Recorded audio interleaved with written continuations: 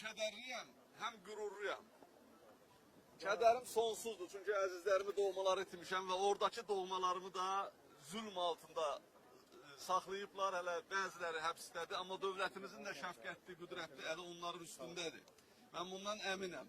Cənazələrimiz özümüzə təhvil verildi, artıq vətən ərazisindədir, vətən torpağındadır. İnşallah onların nəşi sabah Ağcabədi rayonunda öz ata-analarının məzarına yaxın yerdə mübarək vətən torpağına tapşırılacaq.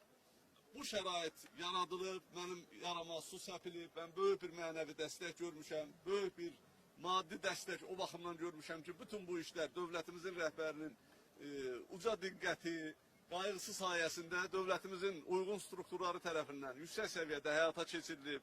Cənazələrimi dediyim kimi təhvil aldım. Qardaşlarım, o əzabkeş insanlar, o heysiyyəti, ləyaqəti uğrunda canlı qurban vermiş, Rusiyanın o amansız rejiminin qanlı pəncələrində canlı tapşırmış, həyatını itirmiş mənim qardaşlarım və Azərbaycanın iki ləyaqətli övladı artıq cənazə kimi vətənə qovuşublar. Həyatın bu günü də var. Hər addımda biz qurbanlar tarix boyu vermişik və təəssüf ki, bu qurbanların böyük bir qismini məhz Rusiya zülmünə vermişik. Mən ürəkdən inanıram, ümidvaram ki, bu artıq o qurbanların silsiləsinin son həlqəsi olacaq. Çünki bizim dövlətimizin gücü, qüdrəti, qətiyyəti, bizim dövlətimizin möhtərəm başçısının müdrik siyasəti mənə böyük ümid verir və mən xalqın bir övladı olaraq bütün xalqda bu inamın olduğunu görürəm. Dünyanın bütün ölkələrində, əksər yerlərdə bizim soydaşlarımız bu dəstəyi mənə hiss elətdirirlər.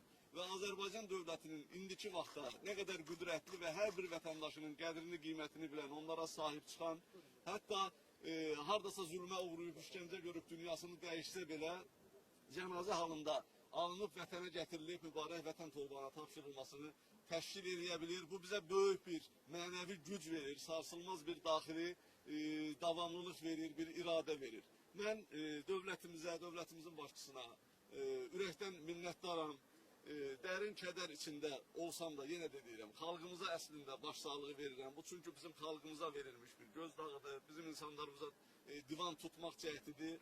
Təəssüf ki, onun bir qisminə nail oldular, biz itki verdik. Amma mən yenə də dediyim kimi qürurlu və minnətdaram. O cümlədən sizlərə, əziz media nümayəndələri, mənim elimin, obamın, həm Azərbaycanın, həm də konkret olaraq Ağdam rayonunun Vəziri kənd cəmaatı, mənim ata-baba yurdumun insanları burada bizə dəstək verdilər. Bu izdiham həm bizim xalqın birliyinin, həm də xalq dövlət birliyinin bir təcəssümüdür. Çox minnətdaram. Var olsun Azərbaycan dövləti, yaşasın Azərbaycan dövlətinin rəhbəri, möhtərəm cənab prezidentimiz İlham Əliyev. Allah rəhmət eləsin. Bəli, indi cənazələr məhkəmə tibbi ekspertizasına aparılacaq. Orada Azərbaycanın yüksək peşəkarlıqla bu işi həyata keçirəcək mütəxəssislərin tərəfindən rəy hazırlanacaq, ekspertiza keçiriləcək. Daha sonra məsciddə dini mənəvi dəyərlərimizə uyğun olaraq cənazələr yuyulacaq, paklanacaq. Ondan sonra biz onları torpağa tapşırmaq üçün Ağcabədi rayonuna yola düşəcəyik. Bir daha deyirəm, bütün bu məsələlərin qısa müddətdə və ən mənim ürəyimə yatan xalqımızın bütün o dəyərlərinə uyğun şəkildə həyata keçirilməsi birbaşa dövlətimizin qayğısı və təşkilatçılığı sayəsində mümkün olur. Təşəkkür edirəm hər birinizə, minnətdaram. Var olun.